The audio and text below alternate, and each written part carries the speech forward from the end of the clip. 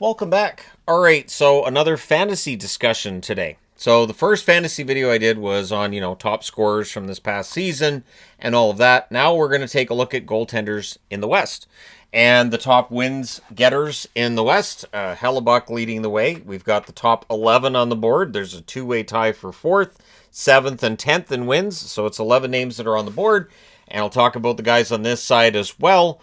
So if you're looking to draft a goaltender, it is interesting with fantasy because it's all tied to the team for the most part, if wins are the number you're looking at. Now, if it's save percentage, if it's something else you're looking at, that might change things. But either way, Hellebuyck's going to be off the board very early, isn't he? He had 47 wins this past season, and in terms of starts, going back to 2021-2022, I thought it'd be fun to look at how many starts each goaltender has, and then we can get into are they overworked. Hellebuyck's 252 starts is a lot more than anybody else in the top 11 here. In fact, the only one close to him is Saros, and Saros had a really rough year. So I do think there's something to the idea of some goaltenders being overplayed. I do think Hellebuyck's been overplayed at times, but he does get you wins, 47 of them, and his save percentage very good at .925. His goals saved above expected this past season, 39.6. Much higher than anybody else. So Connor Hellebuyck starts a lot of games. I do think part of the reason that he has the struggles in the playoffs is I think he's just played a lot. But when you're putting up the kind of numbers that he is, it makes sense that he gets played a lot. I think they're going to have to at least think about playing Comrie more this year. That might affect the number of games he starts. So if you're looking at wins, I don't know that he reaches 47 again. I think Winnipeg's probably going to fall back at least a little bit in the standings. I don't necessarily think it'll be a huge drop for Winnipeg by any stretch, but I think they just had a great year this past season. So Hellebuyck's probably still going to be your best choice for a goaltender in the West when it comes to the fantasy side of things. But yeah, Oettinger might be a good option as well. Now, you'll notice the asterisks. The asterisks put next to goaltenders who play for teams that the Hockey News says will make the playoffs. Not me. I haven't done that yet. That video prediction isn't out yet. Oettinger's had 218 starts since 2021-2022. He has 36 wins this past season, a .909 save percentage. Goals saved above expected, 10.7. One thing with Jake Oettinger, he's a good goaltender, but the way that he gets talked about at times, I think he is a little bit overrated by some. He's an excellent goaltender. I'm not saying he's not, but I don't know if I would put him. What do you mean Dallas fired me? They can't fire me. Anyways, that being said, Oettinger's going to get a share of wins, isn't he? Because Dallas is still probably going to be a pretty good team. So if you are in a league that goes based on wins, Oettinger probably gets at least the same as Hellebuyck this year, I would think. Maybe. And that's where things get interesting. Aiden Hill, he only has 132 starts dating back to 2021-2022. He's had some injuries here and there. And obviously he was a backup for part of that as well.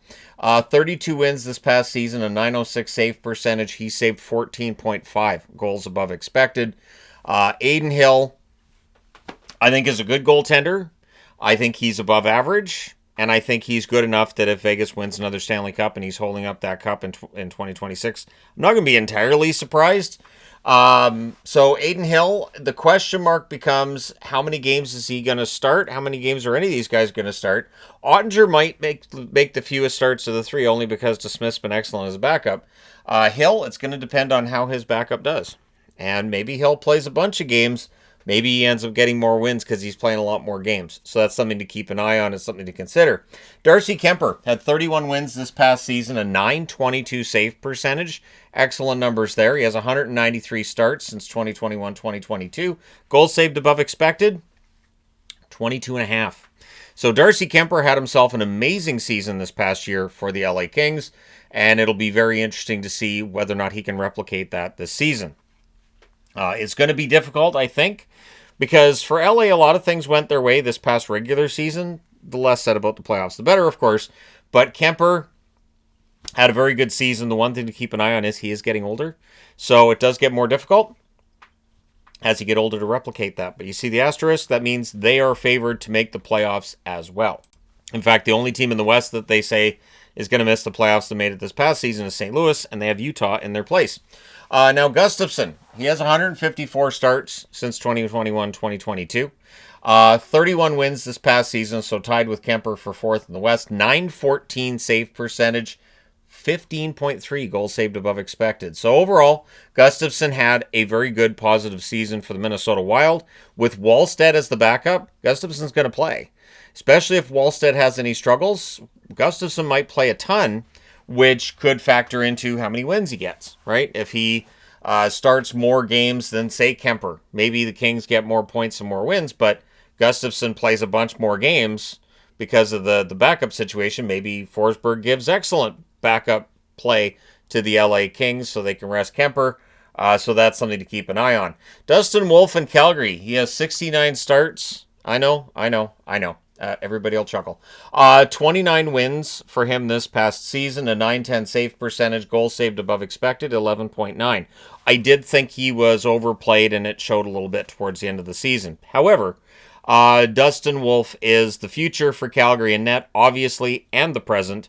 Wolf should be excellent. So if your fantasy league goes based on goaltending numbers and it does not involve wins, Wolf's a good pickup. If it involves wins, you're tying that to the Calgary Flames and their ability to get those wins. The other side of it is, with Prosvetov or Cooley as the backup, Wolf's probably going to play a bunch. So if you think Calgary can do what they did this past season and get close to a playoff spot, win almost enough games to get there, Wolf may end up being an actual really good pick if you go by wins.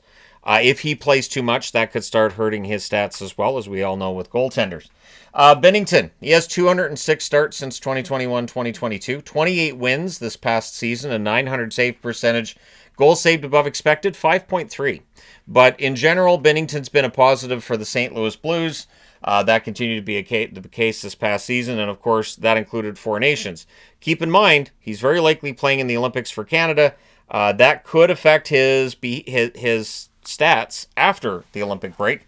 And sometimes players play great after they've been in the Olympics, and sometimes they're just really tired. So we'll see which direction Binnington heads in. Then you got Blackwood. He also had 28 wins this past season, 138 starts dating back to 2021-2022. Unlike St. Louis and Calgary above them here, Colorado, of course, is expected to make the playoffs. 912 save percentage for Blackwood this past season, and 13.3 goals saved above expected. Blackwood had an amazing season. In fact, these stats include San Jose. So, I mean, really, Blackwood's season was fantastic, and it makes sense that Colorado wanted to keep him around and sign him to an extension, doesn't it? Then you got Joey Daccord. He had 27 wins this past season. He has 109 starts dating back to 2021-2022.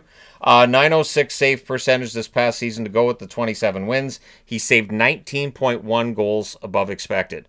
If he can do that again this year, don't worry, next summer when I do my top 20 goaltenders, he absolutely is in there if he can replicate that this season. Seattle is not expected to be a playoff team. So with Daccord, you have to factor in Grubauer. They're going to try to get Grubauer going.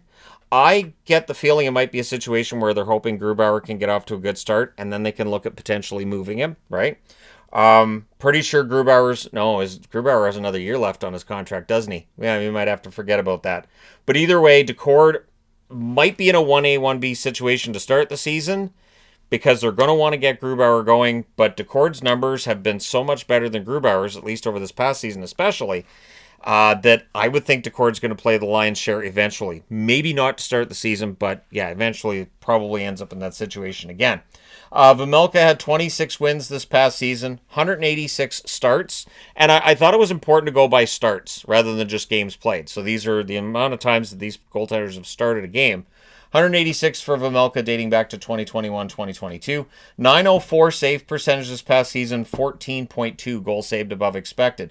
This is one of the reasons I like the advanced stats on goaltenders. And this is one of the reasons why, if you want to have an argument about goaltenders, you can just go in circles. So save percentage, Blackwood beats Vejmelka. Goals saved above expected, Vejmelka beats Blackwood. And then you look at goals saved per 60 minutes, or goals saved above expected per 60 minutes.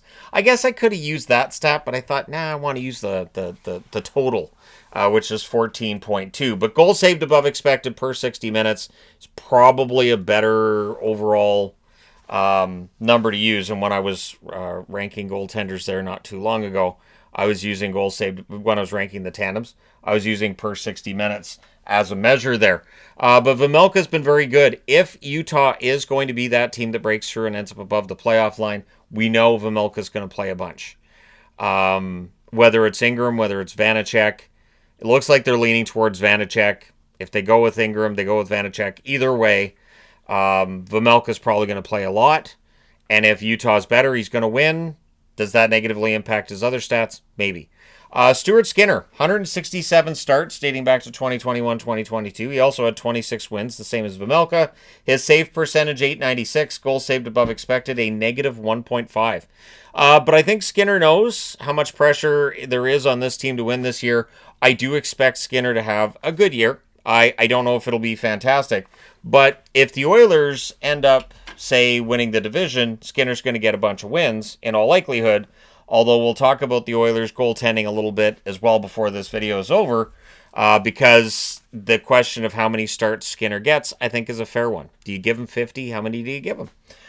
Which, speaking of Edmonton, this is my Oil Kings jersey that you will not see on the jersey countdown, because at the time that it started, I didn't have this jersey.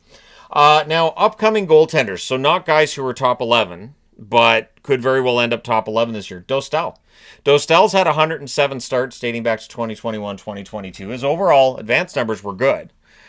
They slid in the second half of the season, but now that Gibson's gone, the uncertainty's gone, it's his net. I think Dostal could have himself a really strong year. And Askarov. So Askarov's only had 14 starts in the NHL. That's it. This is one of the reasons why I couldn't just look at San Jose and go, well, their tandem's going to be really good. Because we don't know with Askarov yet what he's going to look like at the NHL level and how long it's going to take for him to get comfortable.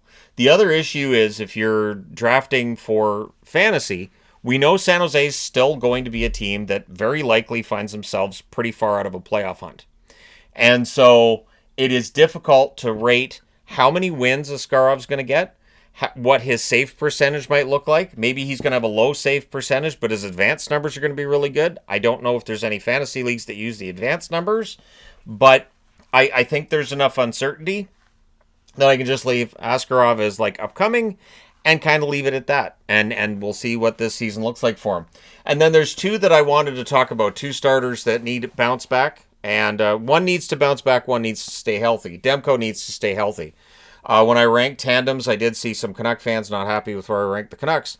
Until Demko can have a full season without an injury, that's an issue. And Lankinen's numbers ended up being very middle of the road. By the end of the season, his advanced stats were middle of the road. His overall stats were middle of the road. He's a good backup goaltender. He's an excellent backup goaltender, to be honest. But Lankinen's numbers, his advanced numbers, actually slipped from where they were the previous 2 years. So Demko needs to play more, get Lankinen a little more rest, and if that happens, the Canucks have a pretty good tandem there. But that's the thing, it's the ifs, right? So they need a healthy Thatcher Demko. He says he's healthy. He may very well be healthy, might go through the full season, and I'd be very happy to see him do that without any injuries. But Saros, 252 starts for Saros back to 21-22. That is the most on the board, tied with Hellebuyck. So Saros plays too much. I'm just going to say Nashville has played Saros too much. His numbers this past season were a nightmare. He didn't play great, but I don't think that it helped that there wasn't really a backup there for him at any point during the season who could give him a bit of a rest. And so maybe Annunen comes in this year and maybe they give him more starts. But I do think that's part of it with Saros. Not all of it, but I think it's part of it. Nashville's not expected to bounce back this year. I mean, they could. They do defy expectations often. The Canucks are expected to be okay, but again, the Hockey News is not wagering that they're going to make it back into the playoffs. However, that could be incorrect if Demko is 100%. If Demko's a goaltender that can steal games, and if he can steal some games for the Canucks, that could go a long way. Now, Spencer Knight is the only goaltender I haven't mentioned that's projected to be a starter. And he only has 82 starts in the NHL dating back to 2021-2022. So that's the first thing to keep in mind. Spencer Knight has never been in a position to be a starter. There's a bit of a learning curve here for him, and he's going to be the starter unless Soderblom has a great preseason. And even then, how long does that last before Knight takes over as the starter, right? So Knight's going to have to play enough games to get wins, and Chicago's going to have to be better to get wins, and I'm not sure Chicago will be that much better to get enough wins to make Spencer Knight worth taking in one of those leagues where it's season to season. Now, if you're in a keeper league, there are some Hawks that are definitely worth holding on to and picking up. I would say like Nazar, Bedard, and I would say Knight might be good if you're in one of those keeper leagues that you have those guys year after year. You pick them up when they're young, and all of a sudden they're kicking ass 5 years later, and you look brilliant. So those are all the starters, at least all the projected starters in the West. Backups who I think could play a lot. Obviously Lankinen. If Demko is hurt, or maybe to keep Demko 100% healthy, maybe Lankinen needs to start 35 games, right? So maybe Lankinen starts 35, Demko starts 47. Demko still gets the lion's share, but Lankinen gets his share as well. That, of course, would eat into how many wins Demko's going to get. However, might make his stats better overall. Then you got Pickard. Skinner does have his ups and downs. Calvin Pickard's definitely going to play. Pickard can get hot for short stretches as well. And Nedeljkovic in San Jose, because Askarov has only 14 starts in his career to this point, there's the possibility that Nedeljkovic, fresh out of Pittsburgh, might play a ton, especially maybe early in the season, as Askarov's getting used to the grind that is the NHL schedule. The travel is brutal. I understand that they travel first class. They've all got their own jets and everything now, but it's a lot. The travel's a lot. Jet lag's a thing. And I've even talked about it in recent seasons where teams in the East go out west, teams in the West go out east. And you can tell the energy level's not quite the same. So for teams on the West Coast, that can be very pronounced. So Nedeljkovic could play a lot. It doesn't necessarily mean he wins a lot unless you think San Jose is going to be a lot better. So at any rate, let me know who you think is going to end up being the bargain, the one that doesn't get picked and ends up being fantastic when it comes to fantasy this year. And which one do you think is going to be overrated? I have a feeling that people will pick Darcy Kuemper here, because Kuemper had a great season after an iffy season, and he is in his mid-30s. I think he'll probably be the pick. There might be some that take Blackwood. I wouldn't, but there might be some that would take Blackwood as the one that could fall back. But let me know your thoughts. And bonus question, will any of these starters be replaced by the end of the season? Let me know your thoughts in the comment section below as always. Hit like and subscribe in the event you may not have done so already. Thank you guys so much for watching. And of course, I will do one of these for Eastern goaltenders as well. This is the stuff I love doing. This is the stuff that caused me to want to have a YouTube channel and talk to fine people on the internet about hockey, because I love the stats. I love the fantasy side of it, even though I don't play fantasy. That's the weird part. I haven't been in a fantasy league for 20 plus years, but I love the numbers. I love trying to figure out who I think's going to, do really well and who might not. And so here we are, 9 years of this channel, and I'm still talking about the numbers. So thank you guys so much for all your support as always. If you haven't already hit like and subscribe, now's a good time to do so. That being said, I'm done for now. I will talk to you again soon.